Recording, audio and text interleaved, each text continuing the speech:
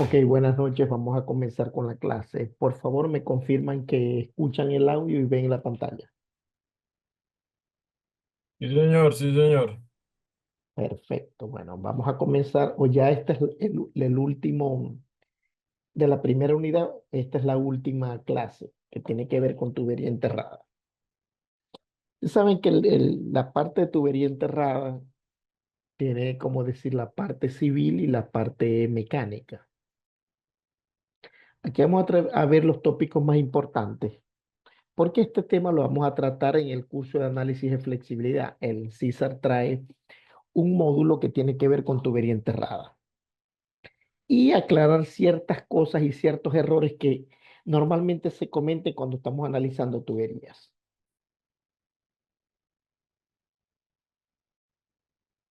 Ok, vamos a ver lo que es definición, códigos aplicables, cargas sobre tuberías, revestimiento y protección, transporte, manipulación y almacenamiento, instalación de tuberías y modelo de tubería enterrada en CISAR. Definiciones. Ok, todos sabemos acá lo que es una tubería enterrada, ¿verdad? Con frecuencia se debe enterrar una tubería bajo un terraplén elevado de ferrocarril o carretera u otra instalación. Debido al rápido crecimiento de la industria de tuberías y a la construcción de importantes carreteras, ha aumentado grandemente el número de instalaciones de tubería enterrada. Estas tuberías suelen ser de una chapa delgada de metal o plástico, denominadas tuberías flexibles, o de una pared gruesa de concreto armado o procesos, tubería de acero, denominadas tuberías rígidas. Bueno, hay mucha tela que cortar de esto, o sea, según mi experiencia, o sea, nosotros vamos a refinerías, hay muchas, la mayoría de las tuberías estarían elevadas, muy pocas están enterradas, a no ser que sea por espacio o pase de carretera o de vía. Lo ideal, según la lógica, sería que toda la tubería fuera enterrada o por lo menos encajonada para que hubiera espacio para transporte y solamente sería la parte elevada la cometida a los equipos. En algunos casos esto se puede hacer, en otros no. A veces el factor costo también tiene su implicancia aquí. Lógicamente, habrán tipos de procesos que se ameritarán una tubería enterrada. Ok, existen muy pocos casos en los que las tuberías enterradas se hayan roto por aplastamiento bajo las cargas exteriores aplicadas. La mayor parte de las roturas producidas han sido asociadas con ejecución defectuosa, cargas de construcción superiores a las del proyecto, flexión de tubería por asentamiento de la cimentación o hundimiento. Eso tiene que ver con el terreno. Normalmente, las tuberías enterradas tienen que ver mucho con la temperatura. En la mayoría de los casos, la mayoría de las tuberías enterradas, su temperatura está cercana a la temperatura ambiente. Por esto vamos a tener pocos esfuerzos por dilatación. Ante los excelentes datos de comportamiento de muchos miles de tuberías enterradas, la conclusión obligada es que los métodos de proyectos y construcción que se utilizan habitualmente producen instalaciones con un amplio margen de seguridad. Sin embargo, se ha publicado escasa información referente a la seguridad real de estas instalaciones, ¿verdad? No, porque no es un gran número. Y a su grado de sobredimensionamiento, lo que ha podido ocasionar un gran despilfarro de dinero. ¿Por qué sobredimensionamiento? Porque son tuberías que están sometidas a ciertas condiciones y normalmente se trata de utilizar, por ejemplo, metales con mejores propiedades o espesores mayores para el problema de la corrosión. Ok. Aquí vamos a ver muchos criterios. Por ejemplo, aquí vamos a ver un criterio típico de tubería enterrada. Aquí tenemos la tubería y vamos a ver sus distintas partes de una zanja. Por ejemplo, capa de material granular. Normalmente puede ser Aquí en Venezuela se le dice granzón, no sé cómo se le dirá en otras partes. Más o menos aquí hay unas dimensiones que se tienen que respetar. Relleno seleccionado, compactado, 95% PN, zona crítica. Relleno deseleccionado, compactado, 95% PN. Aquí hay una capa de 30 centímetros, relleno superior, compactado, 95 PN. Y aquí tenemos el resto, relleno natural, compactado, 100% PN. Hay muchos criterios para esto. Eso va a depender del proyecto, de la naturaleza, de la profundidad, de muchos factores, de lo que se esté manejando, si estoy pasando por encima de rutas. Más que todo aquí vamos a ver, no sé si habrá algún experto que haya trabajado aquí en el grupo con tubería enterrada. Aquí más que todo vamos a ver, vamos a irnos mucho a la parte civil de instalación y algunas cosas mecánicas que tenemos que saber a la hora de hacer un análisis de flexibilidad. Ahora, lo que venimos hablando ahorita, ¿por qué enterrar la tubería? Pases de carretera, pases de vía férrea, pases de lecho de río, grandes diámetros. No construir actividades civiles, no construir actividades civiles, lógicamente. Edificaciones urbanas, instalaciones industriales, equipos y otras tuberías, tuberías de servicios sanitarios, protección de la misma tubería. Códigos aplicables. Ok. Tubo de fundición, el AWWAC 600-99. Tubo de acero al carbono, B31.3, B31.4, B31.8. Estos son los más utilizados en el sector oil and gas y refinación. Tubos de hormigón, y esto es civil, esto es más que todo para servicios sanitarios. IET 800. Ustedes saben que el hormigón, una tubería de hormigón tiene prácticamente una vida útil infinita. Tubo de PVC, ASTM D2774-72 y el AWWA C605-94. Tubos de PE, ASTM D2774-72. Tubo de PRFB manual AWWA M45. Estas son familias más que todo de tuberías de polímeros o plástico. Debe prestarse especial atención a la seguridad e higiene en el trabajo, a cuyo efecto será de aplicación las reglas, la reglamentación vigente en dicha materia a lo establecido en su caso. En el estudio de seguridad, higiene y proyectos en los correspondientes plan de seguridad e higiene de la obra. Eso va a depender del proyecto en cuestión y del país donde se esté haciendo el trabajo, aunque estas son normas internacionales. Algo muy importante, carga sobre la tubería. Profe, una Dígalo, pregunta, dígalo. disculpa, en la diapositiva anterior, la tubería que decías PE, ¿es la misma que la HDP? Es que yo he tenido experiencia y pues en el proyecto que estamos trabajando con tubería HDP, que es tubería Creo, enterrada. creo que sí, no estoy seguro. Todas estas son, como le dije, familias de tuberías de plástico, no son Sí, tuberías metálicas. polietileno de alta densidad, la que usan ahora mismo para agua Es, enterrada. lo que pasa es que aquí hay una confusión y esa la tengo yo, el PEA. Aquí en Venezuela se le conoce como PEA, que es polietileno de alta densidad. Sí, exactamente. HDP, se le conoce Sí. aquí en Colombia. Más que todo, por lo menos en Venezuela, todo lo que es redes de gas doméstico. Y algunas redes de gas ya no domésticas, sino industrial, se utiliza HDP. Ok, Claro, la ventaja del HDP es que no tengo problemas de corrosión, no tengo problemas de revestimiento, no tengo problemas de instalación, de soldadura.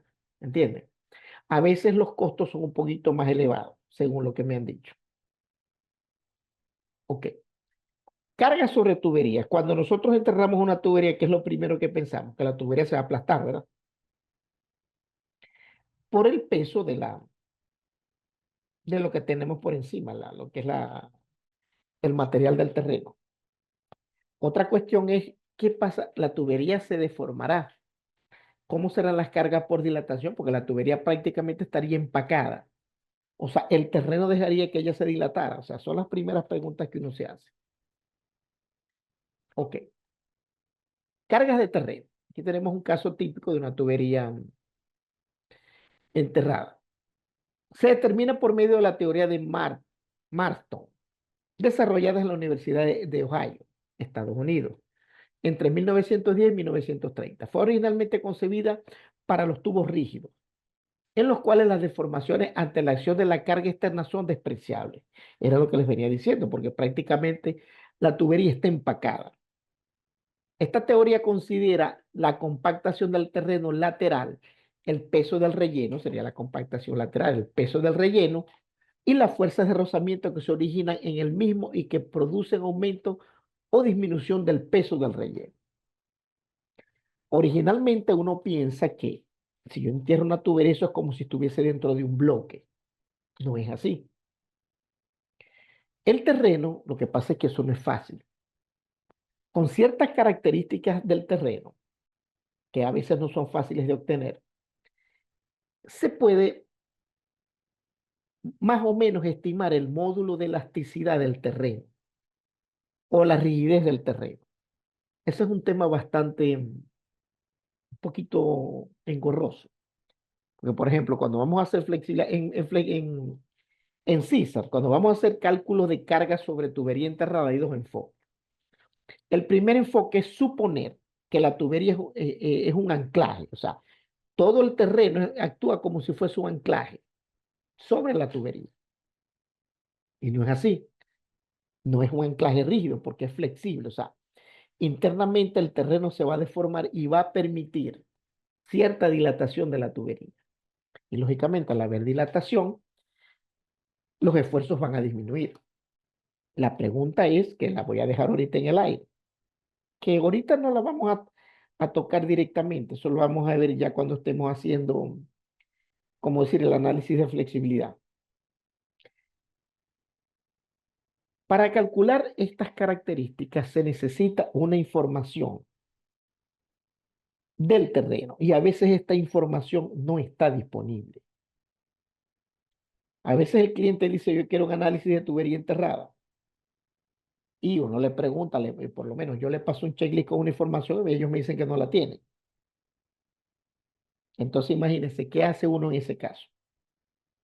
Ellos deberían haber hecho previamente un estudio de suelo o hacer un estudio de suelo y no un estudio de suelo cualquiera, un estudio de suelo para determinar estas características. Entonces a veces en los análisis de tubería enterrada hay cierta incertidumbre. Entonces uno lo que hace a veces, previa aprobación del cliente, es dar unos datos más o menos de un suelo estándar y con eso hacer los cálculos. Pero eso tiene que estar aprobado por el cliente. ¿Alguna pregunta?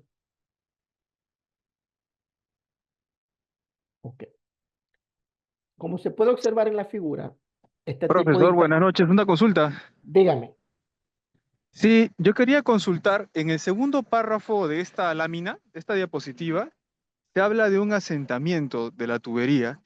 En ese sentido, yo quería consultar si cuando hacemos análisis de flexibilidad, ¿no? En el CISAR, por ejemplo, hay forma de considerar en la simulación, ¿no? En el modelamiento de la tubería, este asentamiento de la tubería. Bueno, te voy a hablar del CISAR. En el CISAR, nosotros tenemos que darle, bueno, aparte del diámetro, tenemos que darle la profundidad a la que está la tubería sometida y donde está enterrada, perdón, lo que llaman el TOP, hasta dónde está enterrado. Y las características del suelo. Todo lo demás lo calcula el CISAR. Pero darle así como un asentamiento, mira, voy a colocar granzón, voy a colocar esto, no. Para análisis de para instalación de la tubería, sí, para análisis de flexibilidad, no. Porque se supone que cuando ya se va a hacer el análisis de flexibilidad, la tubería está enterrada, está sentada en el piso y ella no se va a mover, independientemente del material que se esté utilizando. Lógicamente, el material me va a dar, no tanto independientemente, el material me va a dar las características, vamos a decirlo así, de la arcilla, el tipo de suelo, ¿entienden? Es un concepto un poquito abstracto. Profe, una pregunta. Dígalo. Ok, entiendo, se indica la profundidad de la línea, digamos, el tipo de material y no sé si en algún caso, digamos, puede presentarse, sobre todo para el tendido de líneas o líneas submarinas. Este, Bueno, la línea submarina es otra cosa. ok, no sé si vamos a tocar parte de eso o podría hacer una pregunta ahí. Entonces, bueno, tubería submarina no está previsto. Sin embargo, yo tengo ejemplos de tubería submarina, los podemos ver.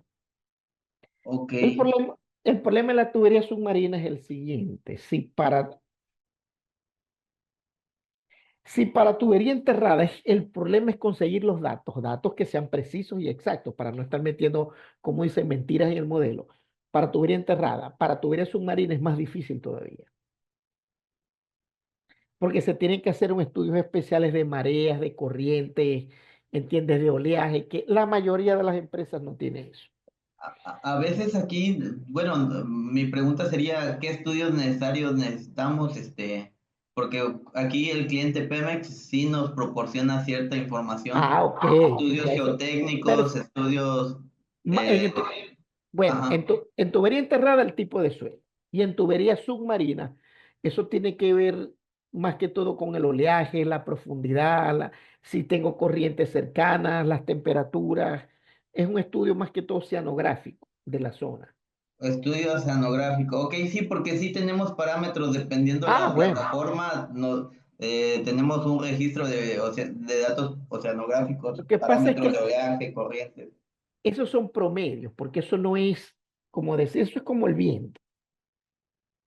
O sea, cuando yo hago análisis de viento de una tubería, los parámetros son como muy aleatorios, porque predecir, por lo menos, un caso, un terremoto. Sin embargo, hay espectros de respuesta sísmico que más o menos me pueden dar una idea. Pero en el caso de viento es un poquito complicado, desde el punto de vista dinámico. Desde el punto de vista, o sea, ya lo que son tubería enterrada es algo parecido. Sin embargo, sí se puede hacer un estudio. En esos casos, uno lo que hace ante la incertidumbre, ¿qué es lo que hacemos en ingeniería cuando tenemos incertidumbre? Aumentar los Recu- factores de seguridad. Exactamente, recurrimos al sobrediseño. Eso es correcto. Lo que pasa es que incurrir en el sobrediseño, ¿qué implica? ¿Dónde me incide? Costos. En los Plata, costos. plata. Perfecto. ¿Eres Aníbal? No. Epa. Ajá, el amigo Aníbal.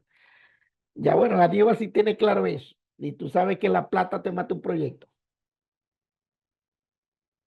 Ese es el problema. Ok, continuamos. Ok, como se puede observar en la figura, este tipo de instalación, el relleno y la cama de apoyo sería esta. Normalmente aquí en Venezuela le decimos granzón, no sé en otras partes cómo le dicen. Sufre un asentamiento relativo respecto al terreno inalterado, produciendo fuerzas de rozamiento, originando un aumento de peso del relleno de la tubería. La carga denominada QR depende del tipo de instalación y de las condiciones de compactación para una instalación en zanja, donde el relleno lateral no está compactado. La tubería soporta la totalidad del peso del relleno por el efecto favorable de un rozamiento contra los laterales de la zanja. Por lo tanto, la expresión es, ok. Estas son ecuaciones que son referenciales. O sea, esto es para calcular la carga vertical de relleno. ¿Entiendes? Más que todo, aquí caemos en el ámbito de civil, porque estas cargas laterales y estas cuestiones, las cargas verticales, esas las calcula el CISAR directamente. O sea, nosotros no vamos a tener que ponernos a hacer cálculos de este tipo. Eso lo calcula el CISAR. Gracias a Dios, esa es la ventaja del CISAR. Nosotros lo que hacemos, metemos los datos y no es que él me va a decir la carga vertical es esta, él me habla de esfuerzos y normalmente en tubería enterrada.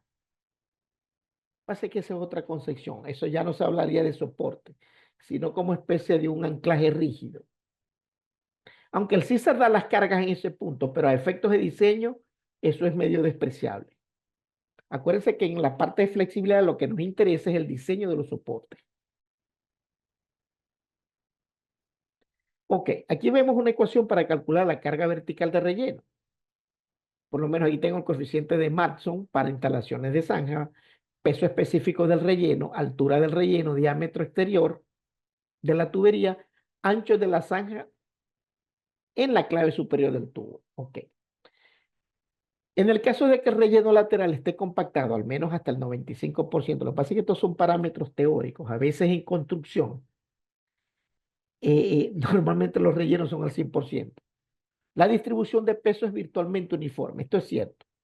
Por lo tanto, la carga que actúa sobre la tubería será la correspondiente a su proyección vertical. Por lo tanto, tenemos esta ecuación. ¿Qué es lo que pasa? Vamos a hacer un pequeño dibujito acá. Imagínense que tenemos una tubería.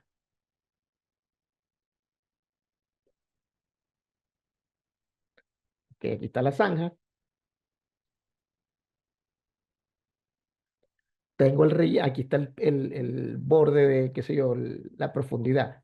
Aquí tengo un peso sobre la tubería, pero ese peso se va a distribuir si la tubería está bien instalada, no tiene bolsas ni nada. Aquí que voy a tener una carga distribuida, prácticamente el peso de lo que tenemos por encima de la tubería se va a distribuir sobre toda la tubería. Y se tiende a decir que estas cargas son despreciables si la tubería está bien instalada. ¿Qué significa bien instalada? Vamos a borrar acá un momento. Que, por ejemplo, cuando la tubería, o sea, como decir, el fondo de la zanja sea lo suficientemente plano y no tenga bolsas para que la tubería no entre en flexión. Si esto se logra con una buena instalación, prácticamente las cargas verticales son despreciables. Las cargas laterales también van a tender a ser despreciables. ¿Por qué? Porque la compactación a los lados va a eliminar cualquier carga lateral. En pocas palabras, es como si la tubería estuviese sometida a una presión uniforme. Ok. Cargas de terreno. Para determinar el coeficiente de Marson, por cierto, les quiero aclarar algo. En flexibilidad no vamos a utilizar este coeficiente de Marson. Esto es una teoría de dónde salió todo esto. Ya con los nuevos software y los nuevos avances, ya esta teoría queda solamente como tal. Una cuestión de manera informativa. Para determinar el coeficiente de Marson para tuberías colocadas en zanja, que se deduce de forma sencilla aplicando equilibrio de fuerza en una sección del prisma como se presenta a continuación. Es como si tuviera un diagrama de cuerpo libre, aquí aplicara las cargas. Realizando el equilibrio de fuerzas verticales y desarrollando las operaciones y los cálculos respectivos, llegamos a la siguiente expresión. Esto que tengo acá. Ahora, vamos a aclarar algo. Una cosa es la instalación de la tubería. Esto más que todo lo hace la gente de civil. Yo voy a instalar la tubería, yo hago mis cálculos del civil. Veo las cargas que están apoyadas sobre la tubería. Estos serían, vamos a decirlo así, cargas en frío. Cuando la tubería empieza a operar, o sea, estos son cargas de instalación. Cuando la tubería empieza a operar, ya aparecen otras cargas que están aplicadas a la tubería. Ya esas las calcula el CISAR. Bueno, aquí está la ecuación, aquí están las componentes. Eso se los dejo a ustedes a manera informativa para los que quieran investigar. Aquí tenemos otro tipo de zanja. Cuando tenemos como especie de tengo ángulos. En este tipo de instalación, el prisma central que está delimitado por los planos que contienen las paredes laterales de la zanja es de mayor altura que los prismas exteriores. Es de mayor altura, perdón, que los prismas exteriores, por lo tanto, estos prismas se asientan menos en el prisma central, produciendo una fuerza de rozamiento, originando un incremento del peso del relleno sobre la tubería. A continuación se presentan el esquema. Aquí tenemos el prisma central. Aquí va a haber como especie de una concentración de esfuerzo del peso se llama, del terreno sobre la tubería. La expresión de la carga de tierra depende igualmente de la anterior, de que de que el relleno lateral esté adecuadamente compactado o no esté compactado. El coeficiente de Marson, CZT, para tuberías colocadas en zanjas terraplenadas, tiene esta expresión. Vuelvo y les repito, estas son cuestiones a nivel de información. Ok. Aquí tengo más ecuaciones. El valor de HO se deduce de la siguiente fórmula. Vamos a lo anterior. Aquí tenemos esta ecuación. Se tiene que cumplir esto que está acá y tendríamos esta ecuación. HO lo despejaríamos de esta ecuación. Es una cuestión un poquito engorrosa, pero como les digo, ya estas son cosas que prácticamente ya no se usan. HO es la altura desde la clave del tubo hasta el plano de igual asentamiento. Aquí tenemos otros factores que se los dejo acá. Como les digo, esto es a nivel informativo. Ok. Aquí tenemos otra, lo que es instalación de terraplén. Este tipo de instalación, el prisma central, que está limitado por los planos verticales tangentes a la tubería, es de menor altura que los prismas exteriores, como lo podemos ver acá. Por lo tanto, estos prismas asientan más que el prisma central, produciendo fuerzas de rozamiento, originando un aumento de la presión del relleno sobre la tubería. Si tengo fuerzas de rozamiento, quiere decir que voy a tener cargas axiales sobre la tubería, ¿cierto? ¿Verdad? Ok, la expresión de la carga de tierra, en este caso, es independiente de la compactación del terreno lateral. El coeficiente de Marson CT para tuberías colocadas en terraplén vale, y aquí tenemos esta ecuación. Parecida a la anterior, este sería el complemento y los valores de, por lo menos, roca o suelo con no asentables, suelo ordinario, suelos asentables. Cabe resaltar que existen más métodos para determinar la carga que ejerce el terreno a la tubería. Método ATB, método de fascículo 70, pero la teoría de Marson prácticamente es el único método de diseño utilizado. Vuelvo y les repito, este es un tipo, estos son los cálculos que se utilizan cuando vamos a colocar la tubería en la zanja. Estos cálculos más que todo los hace civil. Ya la parte de flexibilidad Profesor, corresponde. una pregunta. Dígame, El hecho de que las cargas se anulen o sean despreciables, pues, con la una carga buena vertical. instalación, Sí, claro, las cargas verticales. Eso se cumple tanto para HDPE como para para, cual- FRP o para, cua- GRP. para cualquier tubería. Ya, vale, ¿Qué gracias. pasa? Lógicamente, ¿no? Las tuberías van a recibir unas cargas y unos esfuerzos. ¿Qué pasa? Buena pregunta la tuya. Supónganse que yo tengo este tipo de tubería. Viene una tubería acá y aquí la tubería cruza y de repente hace esto. Fíjense, aquí la tubería está enterrada, pero lógicamente aquí voy a tener cargas axiales, ¿verdad? Porque ella va a tender a dilatarse. Ahora, que el terreno evite que ella se dilate es otra cosa. ¿Entiendes? Dependiendo del material que tenga, voy a tener cargas o no voy a tener cargas sobre la tubería. Perdón, dependiendo del material y de su módulo de elasticidad, voy a tener cargas o más grandes o más pequeñas. A mí me han pasado casos cuando tengo tramos muy largos de tubería que cruzan, que me dan fallas. Porque independientemente de que la tubería, por ejemplo, les voy a mostrar otro caso, algo que es típico, me ha pasado muchas veces. Supónganse que se tiene un terreno.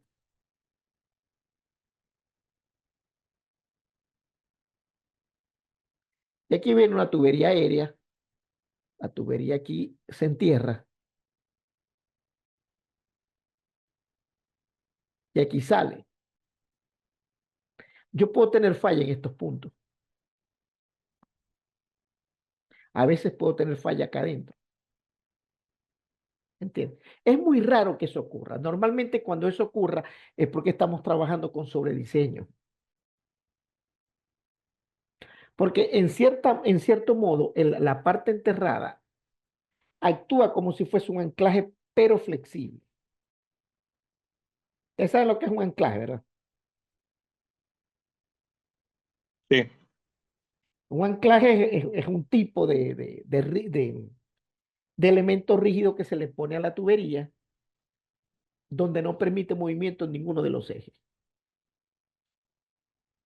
De todas maneras, esta parte es interesante, esto lo vamos a ver más a profundidad ya cuando estemos haciendo flexibilidad. Profe, ahí de ese ejemplo que tenías, yo he visto mucho que en la parte donde aflora la tubería, lo que tú dices, se le coloca un anclaje como hormigón, un truss block que le dicen ellos. Lo menos algo así que me entierro acá. Sí, otra vez, donde Bueno, aflora. Cuando aflora ok, en esos codos, donde se hunde o donde aflora, ahí sí, siempre le hacen como un bloque de hormigón, como un depende, anclaje, como un truss block. depende, porque por ejemplo, a veces puede pasar esto, que esta tubería se está dilatando en este sentido y esto tiende a ser así. Y se me produce una falla en este punto, ¿entiendes? Si coloco un anclaje acá, eso es lo que tú me estás diciendo, ¿no?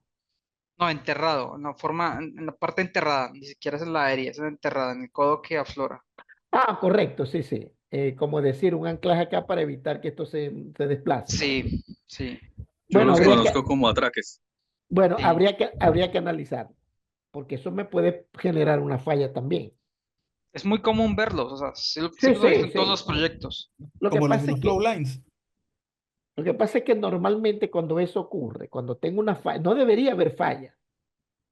¿Por qué? Porque normalmente la tubería enterrada, las cargas por dilatación prácticamente son cero, porque normalmente este tipo lo que manejan esta temperatura ambiente.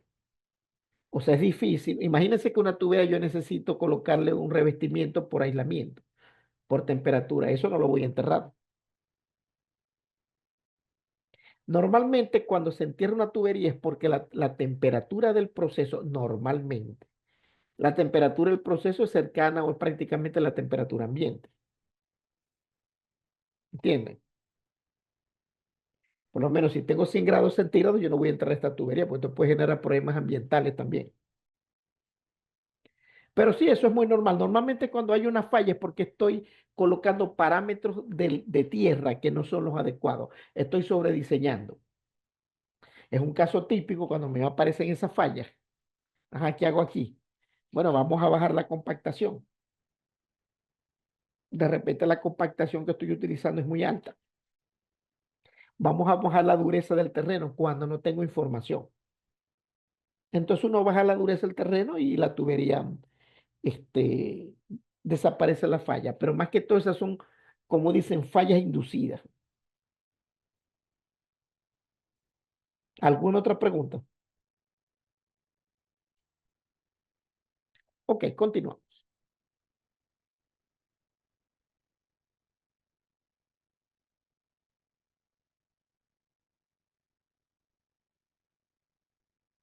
Ok, cargas de tráfico. Esto ya es más que todo hacia la parte civil. Una tubería puede estar sometida a cargas de tráfico si está enterrada bajo una carretera. Ustedes saben que si está enterrada bajo una carretera, por muy compacto que sea el terreno, cuando pasa un vehículo se le va a transmitir una carga puntual a la tubería. Como les digo, ya esto básicamente cae en el área civil, que ellos son los que calculan esto. Vuelvo y les repito, todas estas cargas que estamos viendo son para instalación. Una tubería puede estar sometida a carga de tráfico si está enterrada bajo la carretera o en campo abierto. Es importante que la magnitud de la carga de tráfico y las condiciones de la superficie, tipo de pavimento, se evalúen de forma realista y se especifiquen en el diseño. No, no es fácil. Se debe tener en cuenta que las cargas de tráfico son cargas accidentales y por tanto se deben tratar y aplicar como tales. Esto implica que el cálculo de la tubería a largo plazo se debe realizar combinando las condiciones de corto plazo para las cargas de tráfico con las condiciones de largo plazo para todas las cargas permanentes. O sea, eso sería, como diríamos en flexibilidad, una carga ocasional. ¿Qué es una carga ocasional? Es una carga, claro, estoy hablando en términos de flexibilidad. Aquí se les dice cargas accidentales. Imagínense, claro, esto es muy hipotético, que se diseñe una tubería que va a estar en un terreno y se calcula el suelo, el peso del suelo, la cuestión, lo que sea. Por ahí se prevé que nunca va a pasar un vehículo. De repente, dentro de 10 años pasa un vehículo por ahí muy grande y pasa sobre el terreno y puede hacer que la tubería falle. Entonces, ¿qué significa esto? Para el diseño se tiene que tomar tanto las cargas permanentes, que son el peso de lo que tenemos arriba de la tubería, y el peso de algo ocasional que pase por ahí. Pero eso es muy relativo porque ¿cómo podemos determinar qué va a pasar por ahí? Pregunto. Puede pasar un vehículo eléctrico, puede pasar un vehículo, un rústico, puede pasar un tractor, puede pasar un Luboy con una, qué sé yo, una carga encima, pueden pasar muchas cosas. Entonces, y esos son criterios del diseñador.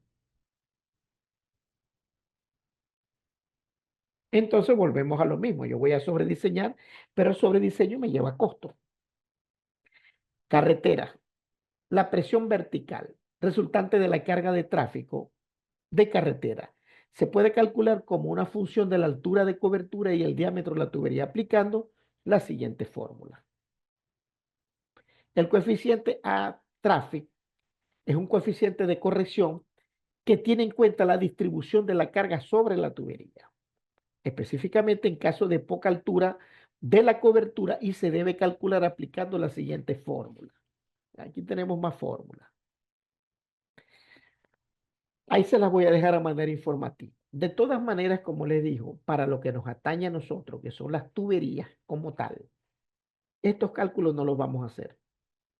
Esto es como para que tengamos en cuenta qué es lo que se calcula cuando se va a instalar o a diseñar una tubería enterrada, o por lo menos las cargas sobre la tubería. Ok, la carga de tráfico de carretera, PT, carga de tráfico a una profundidad H por debajo del terreno, se debe calcular aplicando la siguiente fórmula. Y me da Newton por milímetro cuadrado, como especie de una presión. Bueno, y aquí hay varias, como decirlo, cargas de tráfico, varios criterios para calcular esas cargas. Por lo menos la tubería de acero y hormigón, las cargas del tráfico se han calculado con base en la teoría de Bouchinès. No la conozco, les soy honesto. Esta teoría la podemos encontrar de una manera simplificada en la norma IET 07. En las tuberías de material plástico, lo que preguntaba el amigo acá, se emplea la norma ATB DWK 127-E2000 para la determinación de acciones de tráfico. En las tuberías de fundición se emplea el método de FASICUL 70-2003 para establecer las cargas de tráfico. Bueno, aquí hay varios métodos que están aquí nombrados. Ustedes no tienen este material, ¿verdad? Pregunto. No, profesor. ¿Qué No. material les falta a ustedes? Hasta la quinta. De Hasta el quinto módulo. la quinta y la sexta.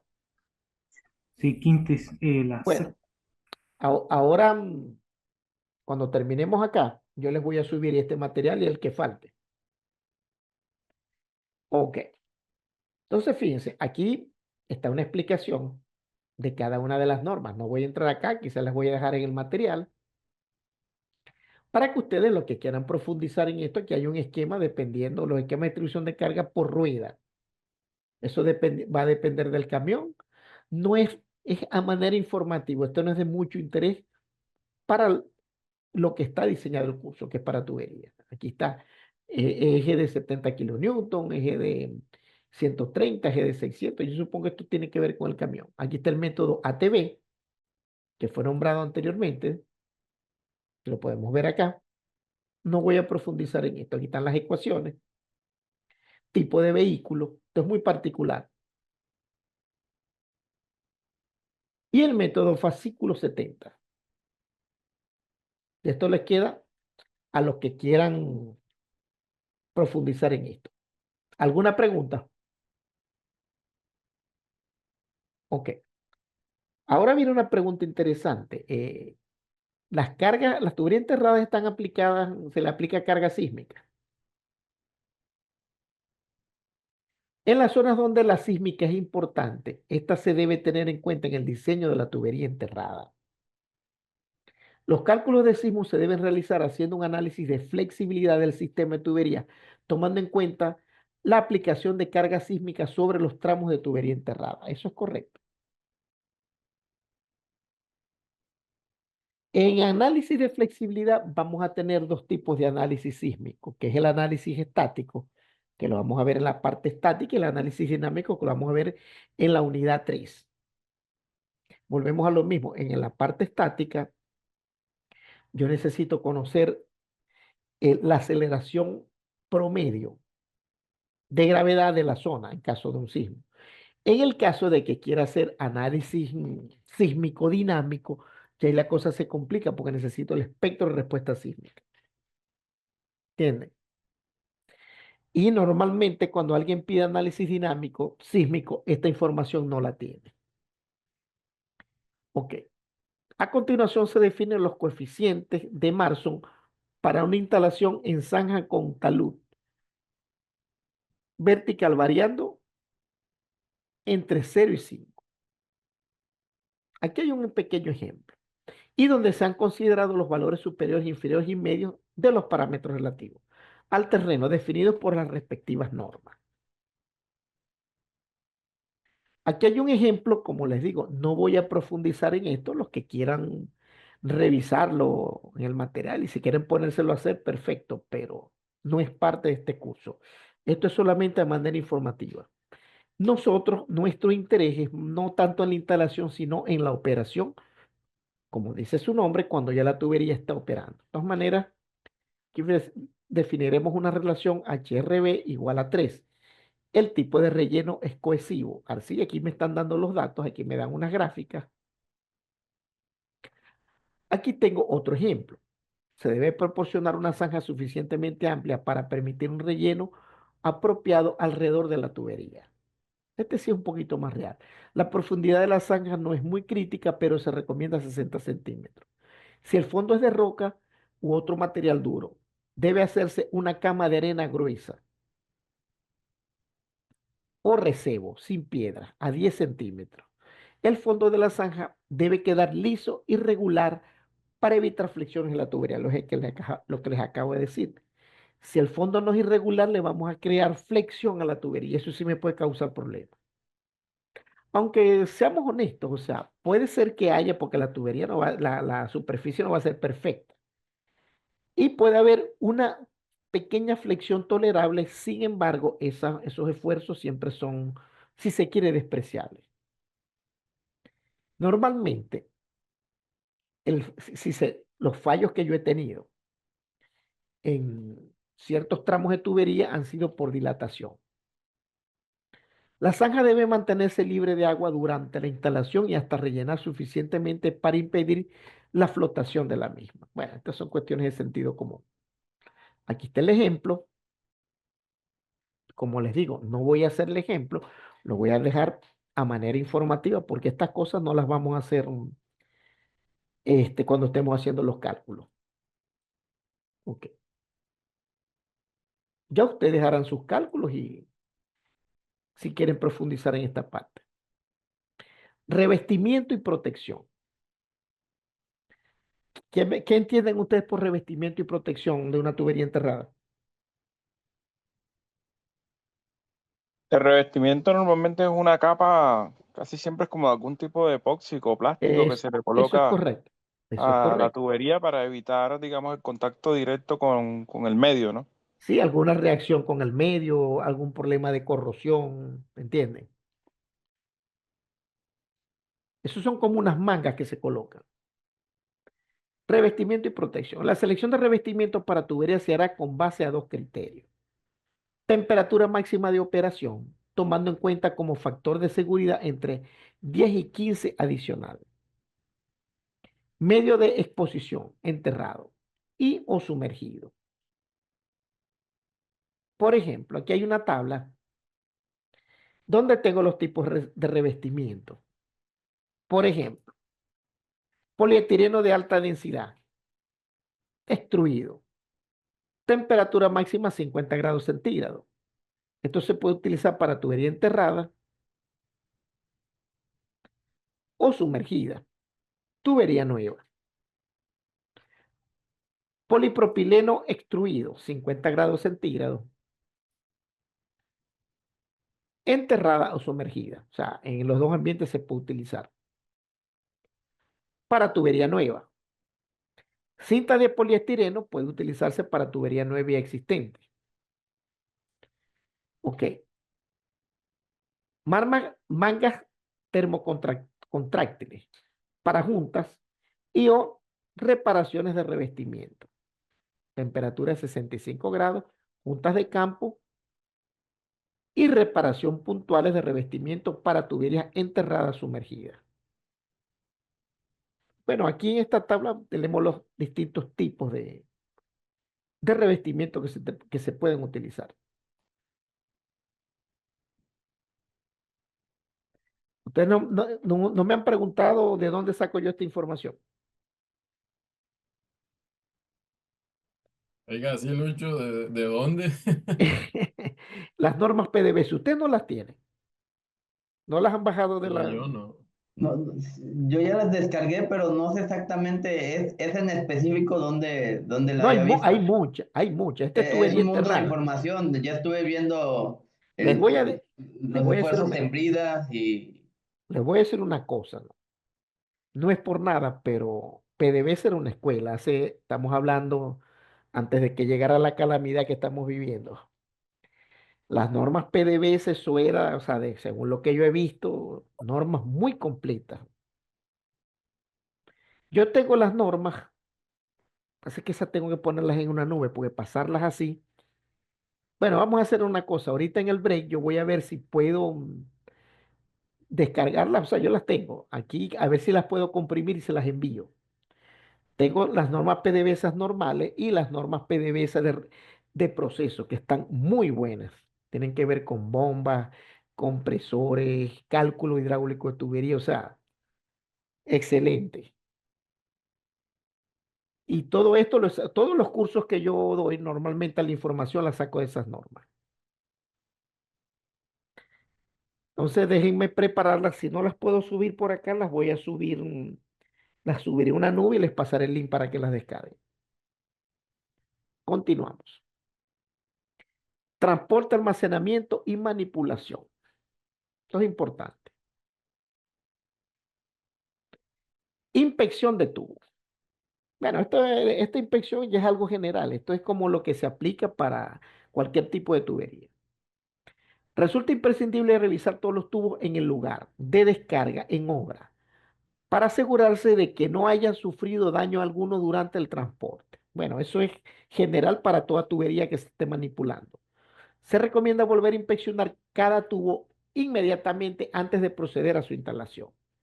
Al revisar la carga en el momento de la entrega, se deberán proceder de la siguiente manera. Hacer una inspección global de la carga. A ver si está intacta. Bueno, estas son inspecciones visuales que se hacen.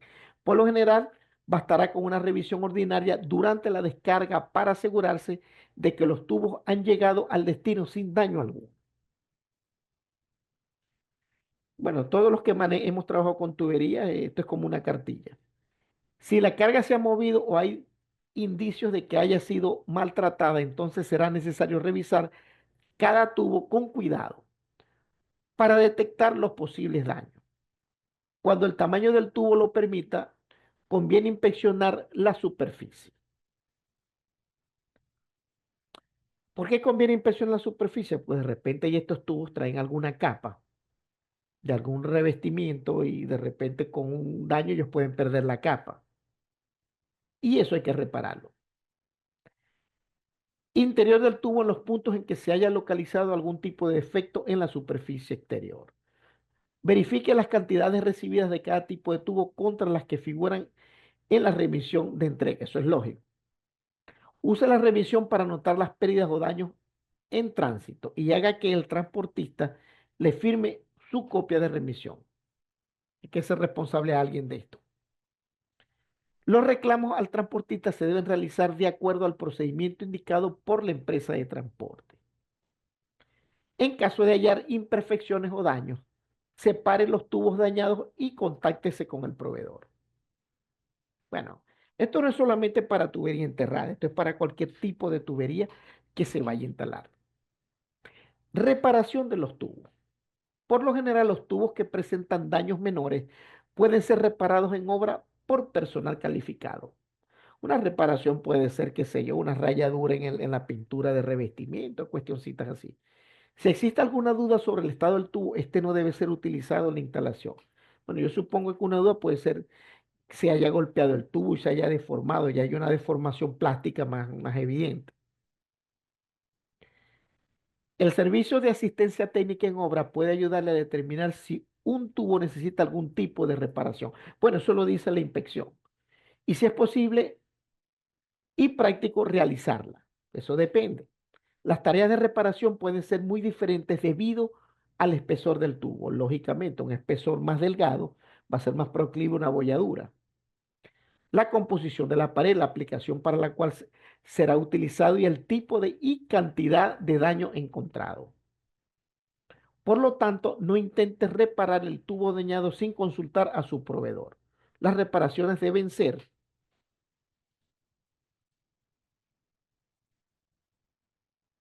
que me parece que me faltó un párrafo acá. Bueno, aquí como lo hemos visto, si el tubo se puede reparar en campo, más que todo daños de rayadura en la pintura, pérdida de pintura, eso se puede hacer en campo. Si hay alguna bolladura, alguna imperfección, alguna cuestión extraña, esto hay que devolvérselo al proveedor. Ok. ¿Alguna pregunta? Vamos a hacer un break de 5 minutos y volvemos. Cualquier pregunta después del break. Ok, continuamos. ¿Me escuchan?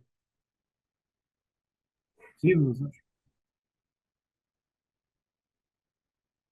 Ok, continuamos. Sí, Lucho, te escuchamos. Vamos con la descarga y manipulación de los tubos. Bueno, esto es una cuestión también que es general, independientemente de que vaya a ser tubería enterrada o tubería aérea. La descarga de los tubos es responsabilidad del cliente. Es imprescindible controlar la manipulación de material durante el proceso de descarga. El uso de cuerdas y guías atadas a los tubos o a los embalajes de los mismos facilita el control manual de los tubos durante las maniobras de izado y posterior manipulación.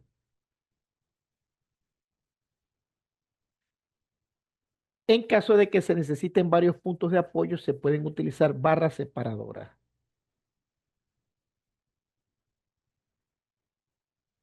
Evite que los tubos se golpeen, se caigan o sufran impactos, especialmente en los extremos. Sí, bueno, los extremos donde tengo los biseles. Carga y manipulación de los tubos. Tubos sueltos. Los tubos sueltos se pueden izar usando flejes flexibles, eslingas o cuerdas. En ningún caso se han de utilizar cables de acero o cadenas para levantarlos o transportarlos. Lógicamente, porque los voy a rayar, les voy a dañar la superficie. Los tubos se pueden izar utilizando un solo punto de sujeción. Si bien el uso de dos puntos de sujeción es el método elegido por razones de seguridad para facilitar el control del tubo, no se deben izar los tubos mediante ganchos colocados en los extremos, ni pasados por cuerdas, cadenas o cables, por el interior de los mismos de extremo a extremo.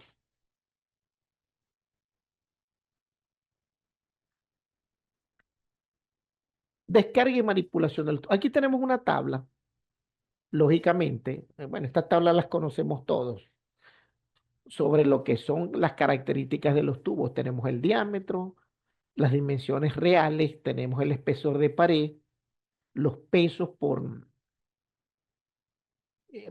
unidad de longitud, el peso del tubo y las presiones de prueba a las que se deben de someter los tubos. Bueno, aquí tenemos un ejemplo hasta, déjenme ver, hasta 12, creo que 20, creo que esto llega hasta 24, hasta 24 pulgadas. Esta es una tabla muy interesante. Están las características de los tubos, características físicas. Ok. Cargas unificadas. Entonces, fíjense, aquí tenemos cuando vamos a descargar varios conjuntos de tubos. Las cargas unificadas deben manipularse utilizando un par de eslingas, tal como se muestra en la figura. La vemos acá. No se debe usar, no se deben usar distintos grupos de tubos embalados como cargas no unificadas, como si se tratara de un solo grupo. Los tubos que se embalen como cargas no unificadas deben ser descargadas y manipuladas de forma separada. O sea, la idea es que si voy a bajar tubos, tienen que ser tubos similares. Eso es por un equilibrio del peso de la carga. Si los tubos sufren incisiones, roturas, fracturas durante la fase de manipulación o instalación, deben ser reparados antes de su instalación, en caso de que se puedan reparar. En este caso, póngase en contacto con su proveedor para que inspeccione los daños y recomiende el método de proceder en la reparación de los mismos o para desechar los tubos dañados. Ok. Almacenaje de tubo en obra. Vuelvo y les repito, estos son recomendaciones que no es solamente para utilizarlos o aplicarlos para tubería enterrada. Como regla general, se recomienda almacenar los tubos sobre madera plana que faciliten la colocación y posterior retiro de las fajas teladas de alrededor del tubo.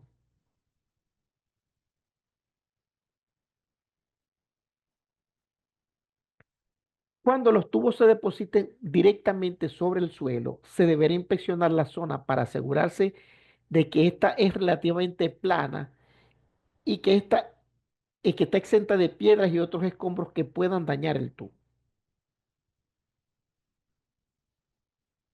Cuando los tubos se depositen directamente sobre, ok, ya esto lo vimos.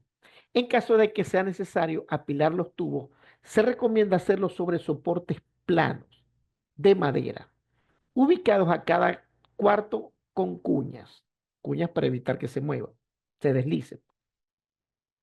Es importante asegurar la estabilidad de los tubos apilados en condiciones de viento fuerte, en áreas de almacenaje irregular o en situaciones en que estén sometidos a otro tipo de carga horizontal, si se anticipan condiciones de viento fuertes. No se permitan los bultos, achatamientos u otros cambios abruptos en la curvatura del tubo. El almacenaje de los tubos que no respeten estas indicaciones pueden causar daños a los mismos. Transporte de los tubos. Apoye completamente los tubos sobre maderas planas, indicadas como máximo 4 metros entre sí y con un saliente de 2 metros como máximo. También se deben fijar los tubos para que permanezcan estables y separados. Evite que se produzcan abrasiones entre los tubos. Lógicamente, se van a rayar las superficies unos con otros. La altura máxima de apilado es recomendada de 2.5 metros aproximadamente. Se deben atar los tubos al vehículo sobre los puntos de sujeción, utilizando flejes flexibles o sogas. Nunca utilizar elementos metálicos para no dañar la superficie. Nunca utilice cables de acero o cadenas sin colocar una adecuada protección al tubo para impedir la abrasión. Normalmente se coloca una lona o una tela de estas telas gruesas. Aquí en Venezuela se les dice lona, no sé en otras partes. Los bultos, achatamientos u otros cambios bruscos de curvatura se encuentran prohibidos. El transporte de los tubos contrarios a estas especificaciones puede resultar en daños para los mismos. Aquí vemos el transporte de los tubos. Tienen que ir sobre maderas con cuñas para evitar el movimiento. Y aquí un izamiento de los tubos. Bueno, esta es una figura que está medio extraña porque tubos de entre tubos no es recomendable porque se van a dañar la superficie. Instalación de tuberías. Ok. Zanja estándar. La figura muestra las dimensiones normales de una zanja. La dimensión A siempre debe ser lo suficientemente ancha como para que permita un espacio apropiado que asegure el correcto posicionamiento y compactación del relleno en el riñón del tubo. Cuando digo riñón es la parte lateral. Ok. La dimensión A debe también ser lo suficientemente ancha como para operar el equipo de compactación sin dañar el tubo. O sea, que pueda meter las herramientas por acá o de repente una persona que vaya a hacer algún movimiento y poder compactar sin tocar, sin tener roce con el tubo. La dimensión A normalmente es 0.4 dn, el diámetro del tubo. Para tubos de dimensiones mayores se puede utilizar un menor valor de A, dependiendo del suelo nativo, el material de relleno y las técnicas de compactación.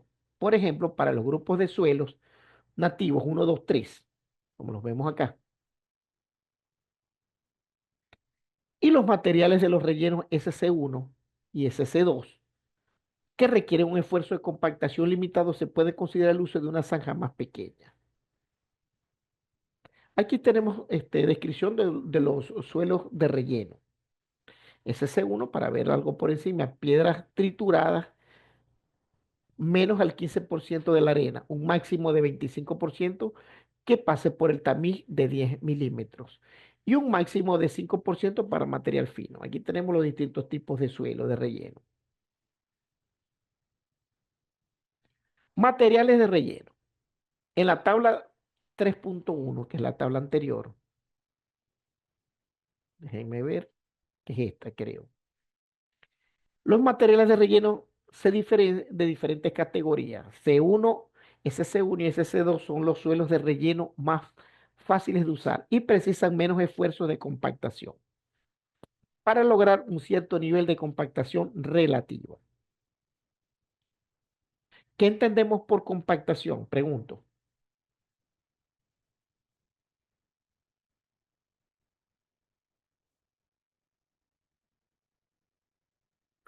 La compactación es el grado de densidad que le vamos a dar al suelo, o sea, que sea uniforme, que como decir, el relleno esté compactado, esté cohesionado. Independientemente de estas categorías y sin importar si el suelo relleno es importado o no, se aplicarán las siguientes restricciones. Para el tamaño máximo de partícula y piedra es de 1. 1, perdón, aquí parece que hay un error. Para el tamaño máximo de las partículas y piedras se debe respetar los límites establecidos en la tabla 3.2. Los terrenos no, no deberán ser de tamaño, los terrones no deberán ser de tamaños mayores al doble del máximo tamaño de la partícula. No se deben utilizar material congelado. Bueno, eso será en las zonas como Alaska, por allí. No se utilizará material orgánico, lógicamente. No se deben utilizar escombros, neumáticos, botellas, metal. No, tiene que ser un material puro, pues, no contaminado. Ok, materiales de relleno. Aquí tenemos la tabla anterior donde tenemos los distintos materiales de relleno que se pueden utilizar. Ok, el tamaño máximo de la partícula en la zona del tubo, hasta 300 milímetros sobre la clave del tubo, será el siguiente. Aquí tengo, bueno, tamaños de partículas. El relleno sobre el tubo puede consistir en material excavado con un tamaño máximo de partícula de hasta 300 milímetros. Esto es, si se quiere, una pequeña ciencia, donde los mecánicos no somos duchos. Esto es más que toda la parte de civil. Siempre y cuando la cobertura sobre la tubería sea de 300 milímetros. Las piedras mayores a los 200 milímetros no deben ser arrojadas sobre la capa de 300 milímetros, que cubra la clave del tubo desde su altura mayor a 2 metros. Ok. Aquí tenemos otro tipo de instalación. Se recomiendan dos configuraciones estándares de relleno. La selección del tipo depende de las características del suelo nativo, los materiales de relleno, la profundidad a la que se enterrase el tubo, las condiciones de sobrecarga, la rigidez del tubo y las condiciones bajo las cuales operará. Instalación 1. Construye el lecho de asiento del tubo de acuerdo con las instrucciones del punto lecho de asiento del tubo, que sería este que está acá.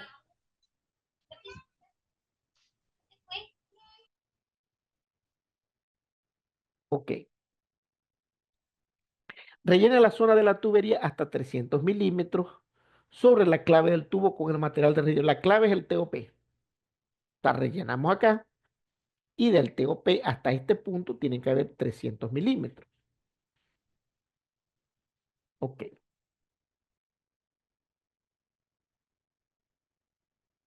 Esta es la instalación 1. Y Yo acá pregunto, entonces, dígame. cuando, o bueno, no sé si me refiero, cuando son tuberías, por decir así, que se crucen, ¿hay algún, Ya va. tuberías enterradas que se crucen? ¿Alguna Ah, que distancia? hayan cruces. Sí, sí. O sea Bueno, que, bueno, buena pregunta. O sea, normalmente una tiene que ir al nivel de la, o sea, por debajo de la otra. O sea, tú me dices una distancia, como decir, entre el BOP de una y el TOP de la otra. correcto, sí. Buena pregunta. No tengo esa información aquí, pero la voy a buscar. Por cierto, Ah, uno de los trabajos que yo hice de flexibilidad ya se me presentaron varias veces esos, esa, esa condición, vamos a decirlo así. Pero es buena pregunta, déjame investigar, porque en verdad no soy experto en esta parte de tubería enterrada. Pero Mister, y en los casos cuando tiene tuberías ahí, digamos, en paralelo, que son, digamos, varios tubos. en Ahí, paralelo. sí. Bueno, bueno, no, en paralelo no hay problema, porque sería una zanja y lo que sería respetar la distancia mínima entre tubos según la instalación. Y eso te lo da la norma. Bueno, no la norma. Hay muchas buenas prácticas respecto a eso. O sea, ¿qué distancia debo tener entre tuberías que van en paralelo? Eso va a depender del diámetro y va a depender, bueno, sí, del diámetro básicamente. Pero cuando son paralelos no hay problema. Porque recordemos que en tubería enterrada estas líneas no se van a mover prácticamente. O sea, que imagínate que tengo tres tuberías en paralelo, enterradas. Es muy bueno, o sea, yo nunca lo he visto, que hay un choque entre las líneas. No lo he visto. Ok. Para completar acá, ¿no? Este es el asentamiento, este es el relleno y esta es la capa compactada del terreno como tal. Esta distancia va a variar. Lo que sí tiene que cumplirse es esto, lo del relleno de la tubería. Ok, aquí tenemos otro tipo de instalación, instalación 2. Se construye el lecho de asentamiento como se puede ver acá. Rellene hasta un nivel del 60% del diámetro del tubo con un material de relleno especificado, compactado hasta los niveles indicados. Aquí tendría otro 40%.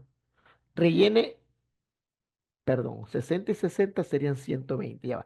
Rellene desde el 60% del diámetro hasta 300 milímetros sobre la clave del tubo con un material de relleno especificado, compactado para los niveles indicados. O sea, cuando tengo dos tipos de relleno, el primer relleno lo hago al 60% y el otro relleno lo voy a hacer hasta que se cumpla esto que tenemos acá, los 300 milímetros.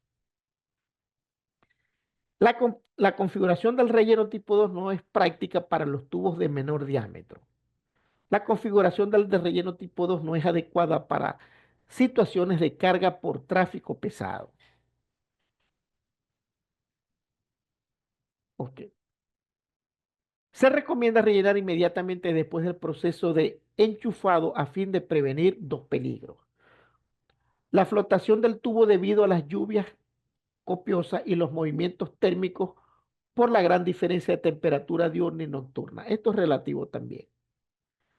porque la diferencia de temperatura diurna y nocturna, eso se ve, o sea, es más, vamos a decirlo así, más impactante en la tubería aérea. En la tubería enterrada sí hay diferencias de temperatura, pero no tan marcados. No sé si ustedes se han dado cuenta que hay tuberías, por ejemplo, largas. Ustedes hacen una marca en el día y, como decir, esa marca está en una posición y en la noche la marca se ha desplazado por la dilatación de la tubería. Ok. Ok, por la gran diferencia de temperaturas diurna y nocturna, la flotación puede dañar el tubo y causar costos de reinstalación innecesarios. Para que ocurra esto, tiene que ser algo muy relativo. O sea, y lo que quieren decir es que yo introduje la tubería, no compacté, llovió y el tubo flotó. O sea, son situaciones un poquito difíciles si se prevé un buen trabajo de instalación. Lógicamente, si yo veo que hay tiempo de lluvia y me falta todavía por instalar yo, no, o sea, no voy a instalar todos los tubos. Yo trato de dejar todo compactado. O sea, son cuestiones que hay que preverlas, pero no son tan difíciles si se tiene una buena planificación del trabajo. La contracción y expansión térmica pueden arruinar el sello debido al movimiento de varios tramos de tubos acumulados en una misma junta. La correcta selección, ubicación y compactación del relleno de la zona de tubería es de gran importancia a fin de controlar la deflexión vertical. Eso es correcto.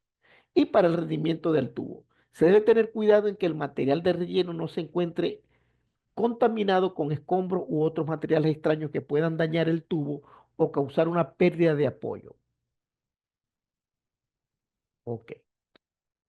Por ejemplo, relleno de la zona del tubo. El tubo está firmemente apoyado. Fíjense, esta parte tiene que estar para que el tubo no se mueva lateralmente. De forma incorrecta es esta, que tengo un relleno acá y esta parte no haya material, el tubo se va a mover. ¿Lo ven? O sea, todas estas cosas hay que inspeccionarlas, hay que garantizarlas cuando se está haciendo la instalación. Cuando el relleno alcance el diámetro horizontal del tubo, toda la compactación debería comenzar cerca de los lados de la zanja y avanzar hacia el tubo. El relleno de la zona de la tubería se puede ubicar y compactar de tal modo que cause que el tubo se ovalice en dirección vertical. Esto también es muy raro que pase. O sea, que el tubo se deforme y en vez de ser su sección circular, tiende a ovalizarse. Ok. El tubo se ovaliza en dirección vertical, aumentando el diámetro vertical. Perdón, la ovalización es hacia arriba, pero eso es difícil. La ovalización inicial no debe exceder el 1.5%, o sea, que pase esto, que se tenga la tubería acá y por efectos de relleno, esto vaya a causar una carga horizontal y el tubo se coloque de esta forma. Eso es ovalización. Eso más que todo se da cuando tengo tuberías de espesores pequeños, schedule bajo, pero es muy rara vez. Bueno, no debe de exceder el 1.5% del diámetro del tubo, de acuerdo con las mediciones realizadas al alcanzar el relleno, la clave del tubo. O sea, la clave es la zona superior del tubo. Déjenme borrar acá.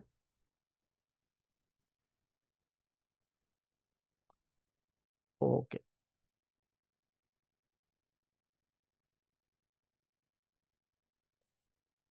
Relleno de zona del tubo. La cantidad de ovalización inicial obtenida se relaciona con la energía necesaria para lograr la compactación relativa que se necesita, los altos niveles. A continuación, resumen de recomendaciones para la compactación del relleno de la zona del tubo. Bueno, según el relleno, aquí tengo las alturas que se deben cumplir por encima del tubo. Por ejemplo, SC1, 300 milímetros. Compactador manual de placa vibratoria. Aquí tengo el equipo que voy a utilizar. Compactador manual de impacto. Descripción. Dos pasadas deberán proporcionar una buena compactación. Disculpe, Dígalo. Máster, bueno, aquí en México, quisiera saber más o menos esta conversión, ¿no? Tipo A, tipo B, no sé de dónde sacó el tipo de SC1, dónde podríamos ver Ah, tengo que pasarle las normas. Esto está en las normas que les ofrecí. sí, para ver si es arcilloso y así sus propiedades, Eso es correcto. para hacer mi equivalencia yo acá en Perfecto. México. Yo ahora voy a tratar, bueno, ahorita antes de terminar la clase, a ver si puedo pasarle, pasé que si los comprimo, yo creo que sí pasan. Vamos a ver. Lo que pasa es que creo que Pemex tiene, las normas de Pemex también son bastante completas. Yo he hecho proyectos en México y, o sea, no tienen nada que envidiarles a las de PDVSA. No sé si has revisado las normas de Pemex, esa información debería estar allí. Los tipos de suelo, clasificaciones, no tengo problema. Lo que quería ver era su tablita de, Ah, correcto, sí. dependiendo de la profundidad, yo hacer mi Eh, equivalencia para ver qué tipo de suelo tengo. Y o sea, cómo- o mejor dicho, dependiendo del tipo de suelo, cómo vas a hacer la instalación, cómo, exacto. cómo deben ser las alturas de los rellenos, pues. Sí, sí. Sí, sí. Ok. Compactación sobre el tubo. La instalación de tipo 1 requiere que se compacte 300 milímetros sobre el tubo. O sea, ya esto parece que fuera un estándar. 300 milímetros del TOP hacia arriba. El relleno de la zanja de áreas sujetas a cargas de tránsito se suele compactar para minimizar el asentamiento de la superficie de la ruta calle autopista. La tabla siguiente muestra las alturas mínimas de cobertura sobre el tubo necesarias antes de que ciertos equipos de compactación puedan utilizar directamente sobre el tubo. Se debe tener cuidado de evitar un excesivo esfuerzo de compactación sobre la clave del tubo que pueda causar abultamientos o áreas planas, o sea, deformación del tubo, pues los golpes que dan las compactadoras. Sin embargo, el material de esta área no debe dejarse suelto y se debe lograr una densidad específica deseada, que eso es lo que busca la compactación. Ok. Por ejemplo, aquí tenemos unas tablas, vamos a interpretar. Puede ser necesario comenzar con una cobertura mayor a modo, fíjense, por ejemplo, aquí tengo peso del equipo, no me dan aquí por lo menos entre 50 y 100 kilogramos tendría que tener por encima del tubo 250 para esta máquina y 150 para este tipo de máquina, y así sucesivamente. Le digo, no soy experto en esta área porque ya aquí caemos en el área más que todo de civil. Deflexión del tubo. La deflexión del tubo con relleno completo es una buena indicación de la calidad de la instalación. La deflexión inicial vertical normal del tubo luego de rellenar hasta el nivel del suelo debe ser menor al 2% para la mayoría de las instalaciones. Todo valor que exceda esta cifra indica que no se ha logrado la calidad de instalación pretendida y debería mejorarse antes de colocar los siguientes tubos. Por ejemplo, incrementar la compactación del relleno en la zona de la tubería utilizando material de relleno en la zona de tubería de grano más grueso o una zanja más ancha. Deflexión vertical indicada permitida. Bueno, aquí me dice 2%, que me dice 3%. Deflexión 3% del diámetro. En pocas palabras, para yo garantizar que la carga vertical es despreciable, se debería tener una deflexión de 0%. Ok. Modelo de tubería enterrada en el César. Esto más que todo a nivel informativo, porque esto lo vamos a ver cuando estemos viendo la parte de la unidad 1 de análisis estático, creo que es en el módulo 6. Módulo, no, módulo 6, sí. Tubería enterrada, modelo de tubería enterrada en CISAR. El CISAR incluye un modelado de tubería enterrada. El efecto sobre el sistema de tuberías enterradas es el siguiente. Será apoyado continuamente, haciendo que las tensiones de peso sean insignificantes. Estas son las suposiciones que hace el CISAR. Quiero aclarar algo. Cuando se va a hacer un análisis, una de las premisas que utiliza el CISAR es que el CISAR está dando por sentado que el apoyo en la parte del BOP de la tubería respecto al terreno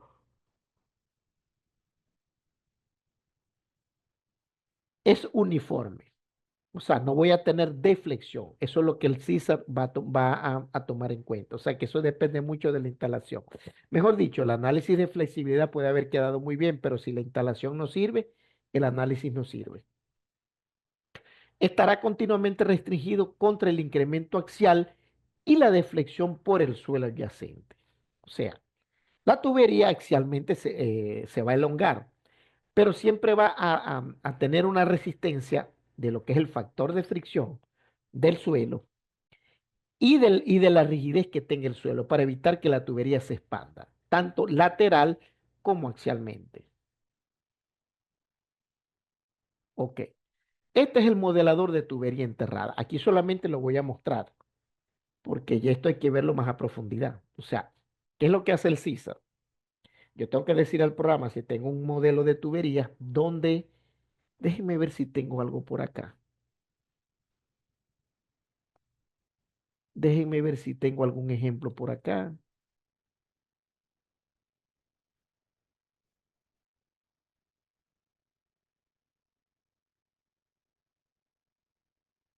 Para mostrárselo de una vez en el CISAR.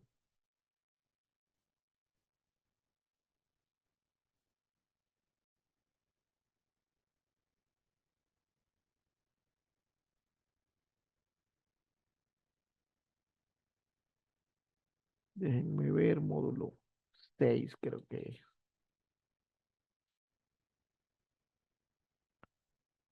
No, esta parte es la curso. Déjenme ver.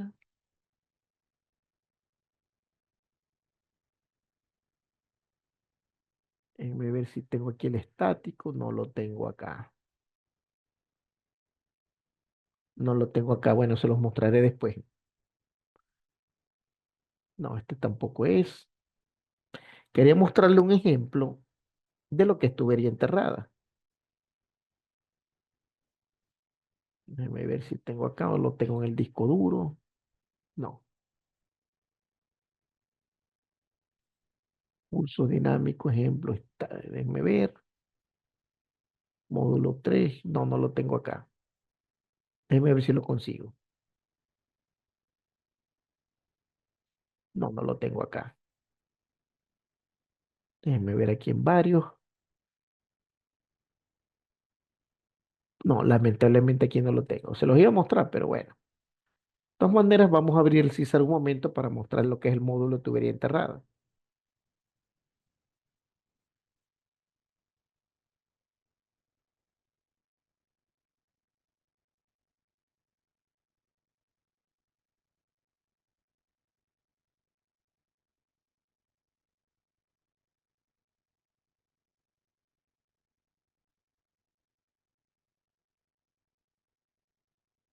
¿No tienen ustedes el CISAR todavía instalado? Sí, ya. Pregunto. Yo ya. Supongo que a muchos les falta el... Yo no lo tengo. Ah, ok, ya les voy a... Yo tampoco lo tengo. Me falta Ok. el craqueo, el SP. Entonces, por ejemplo, este es un ejemplo, por lo menos. Cuando ustedes ven esto acá, esto es tubería enterrada. Todo lo que tiene estas flechitas como si tuvieran un resorte, esto es tubería enterrada. Lo demás es tubería aérea. Esto es lo que hace, esto es lo que coloca el CISAR para indicar que es tubería enterrada. Déjenme darle un poquito aquí más de tamaño.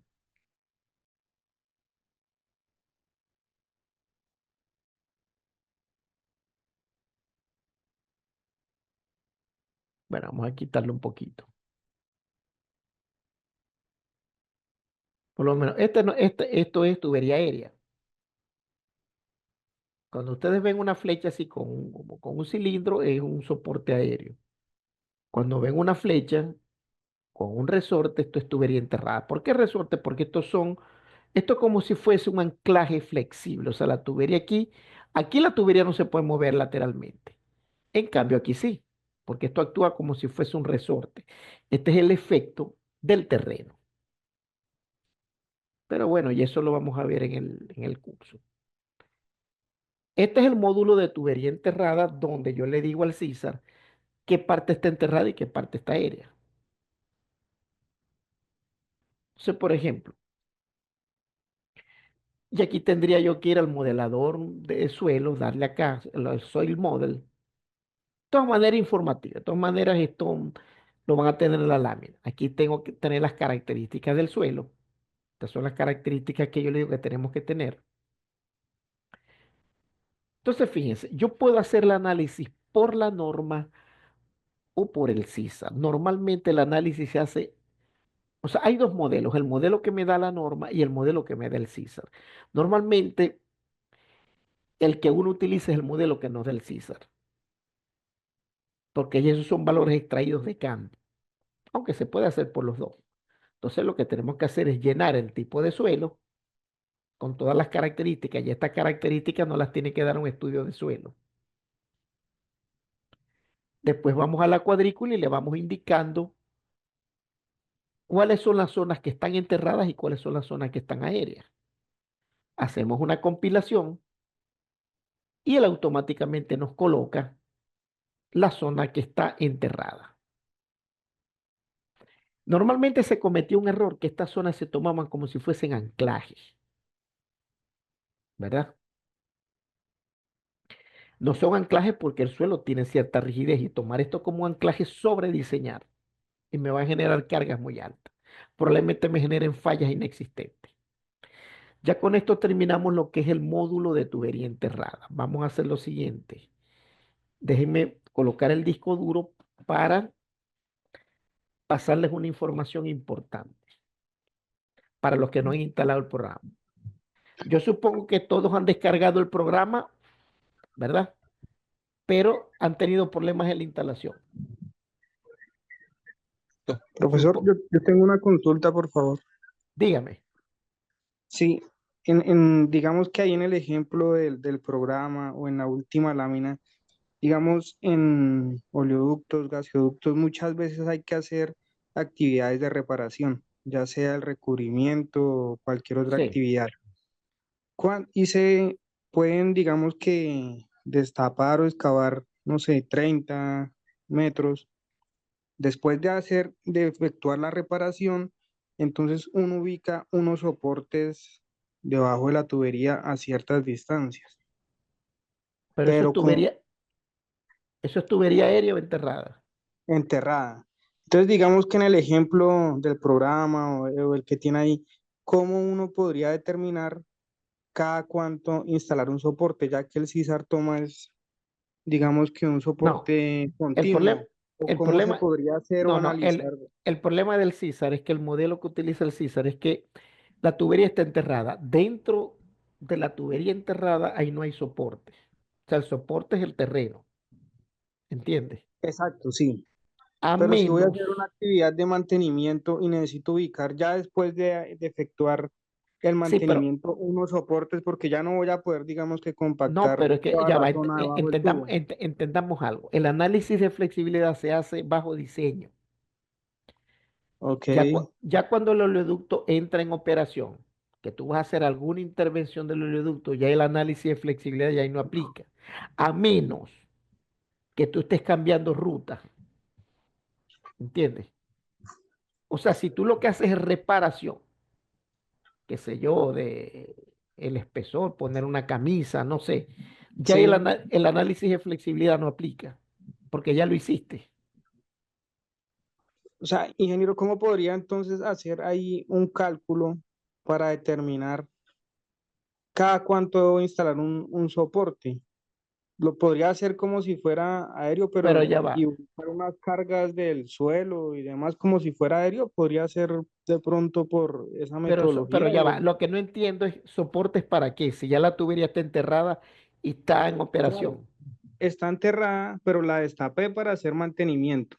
Entonces ya no tengo las mismas condiciones del suelo ni puedo compactar debajo de toda la tubería. Entonces Debe, tengo que buscar unos soportes de suelo cemento acá a cierta distancia lo que pasa y es después que, buena pregunta, lo que pasa es que ya el y análisis de ahí flexibilidad no aplica. O sea, entiende algo, ¿no?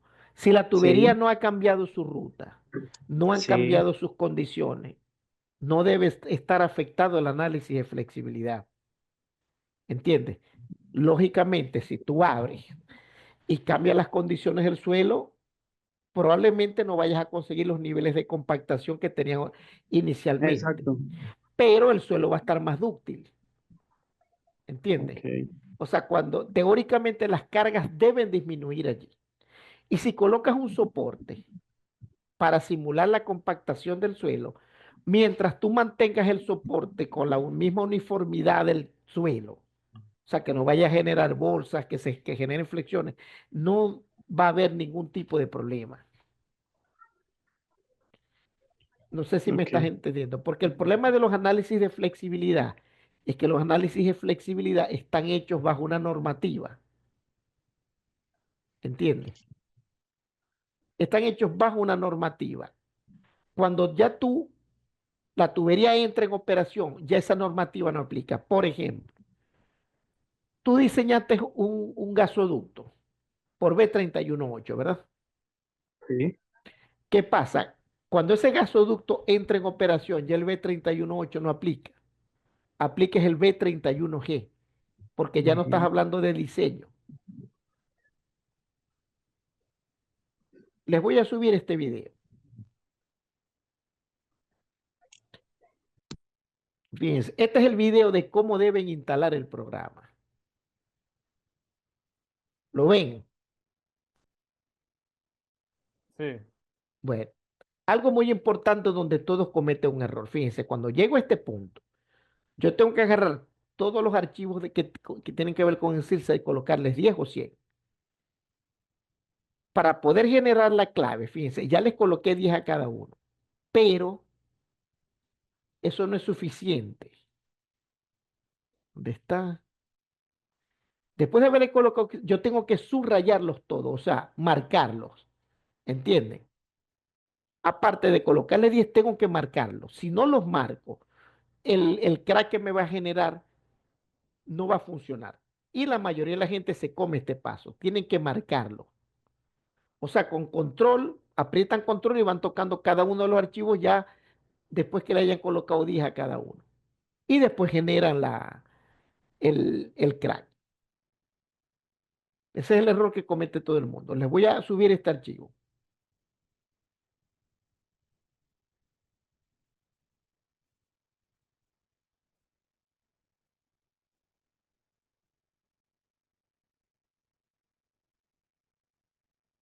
Para los que no tengan este video.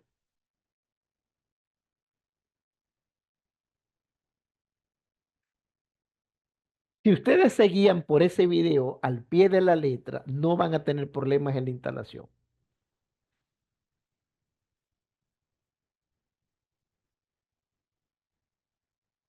Ok. Por favor, descarguen este video y utilícenlo cuando vayan a hacer la instalación. Déjenme buscar otra cosa aquí que les quiero subir. Ah, la lámina. A ustedes les faltan la clase 5 y la clase 6, ¿verdad? Déjenme ver, esta es la 5. Profe, y el software de César, o sea, yo no lo he podido descargar aún, ni tampoco el crack. ¿Eso no lo No, vuelven a no, yo se los... compartir? Pero ya va, un momento. Ustedes no lo tienen. Yo En todavía no lo tengo. ¿Cómo se llama? En lo de DMIA deben de tenerlo. Ahí está en la nube, debe de estar. Lo que tal vez no esté sea el video, que este video sí es importante para que ustedes puedan instalarlo. Si no, yo lo voy a subir en la nube y les voy a pasar el link. Pasa que yo lo tengo en la nube, pasa que el link No lo tengo. La próxima clase, como la próxima clase ya arrancamos con flexibilidad. La primera clase normalmente es teórica, no van a necesitar el programa. Yo la próxima clase les voy a dar el link para que lo descarguen, pero si ustedes suben a la nube, ahí lo pueden descargar. Por favor, Profesor, gracias.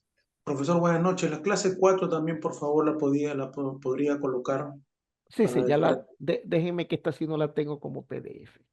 por favor. No hay, Gracias. no hay problema. Déjenme ver si tengo la otra clase, la 4. Aquí está la 4, correcto. Entonces serían 4, 5 y 6.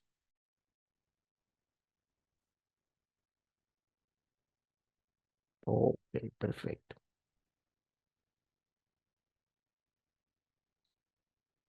Entonces aquí vamos a subirle.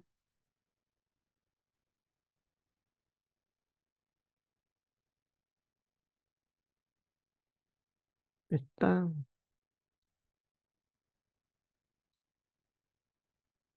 Tengo la 6, la 5 y la 4.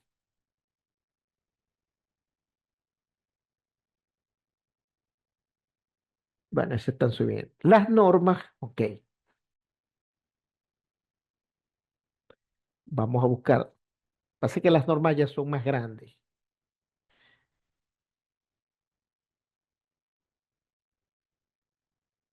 Déjenme ver acá.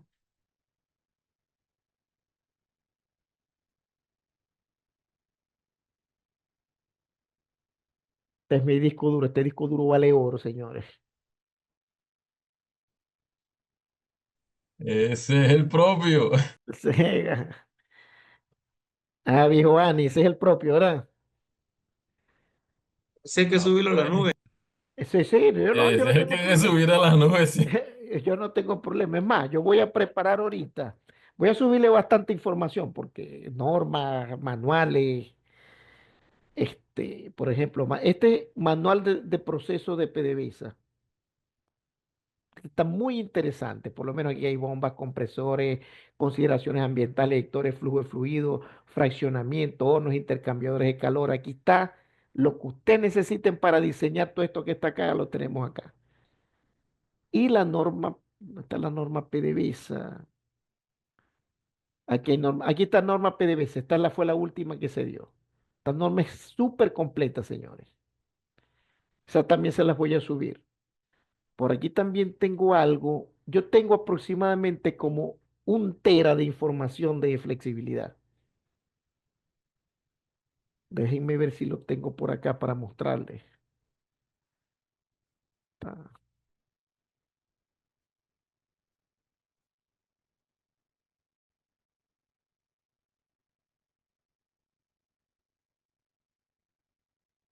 por lo menos piping stress, fíjese. Aquí hay 1.60, no, perdón, gigas, perdón. No, teras no, por favor.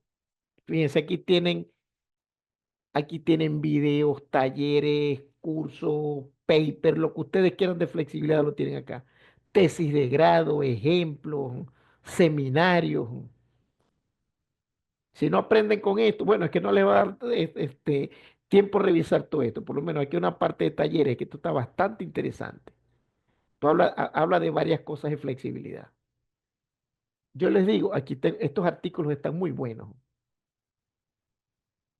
Habla que es cold spin, fricción, bueno, lo que ustedes quieran. Ya eso se los voy a subir yo en la nube ya cuando comencemos el curso. Lo que sí les pido es, como recomendación, traten de instalar el programa y, como les digo yo en venezolano, párenle bola al curso y practiquen, porque, o sea, yo no creo en genios, en flexibilidad no es genio. Es una cuestión extensa, tiene mucha teoría y hay que practicar. Ustedes pueden ver el curso y lo entendieron, pero si no practican, en 1 mes se les va a olvidar todo. Y les digo, yo he tenido buenas experiencias. Por ejemplo, Aníbal en Good. Habían varias personas que estaban trabajando flexibilidad que hicieron el curso conmigo. Y bueno, para uno eso es como decir uno, un orgullo para uno, que por lo menos uno está formando gente, pues, y la gente ha aprovechado la información. Ok, entonces, descargaron lo que le subí aquí al chat.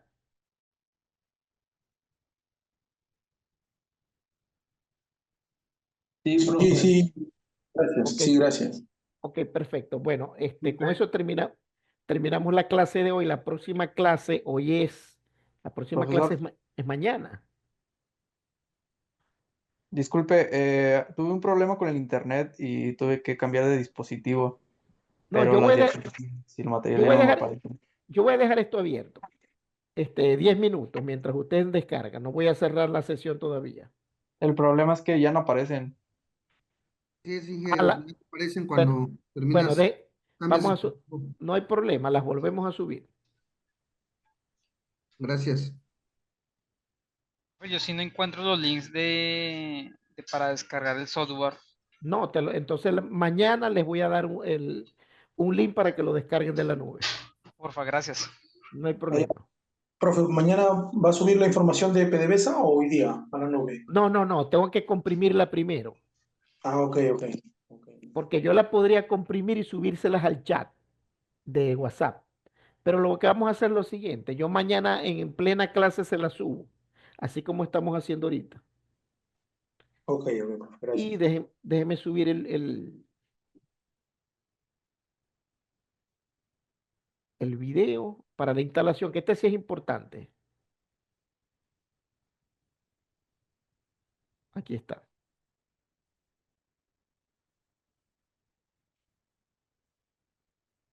Bueno, ahí tienen la información.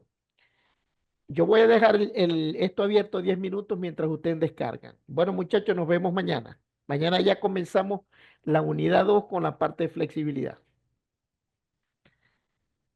Que pasen buenas noches. Nos vemos mañana.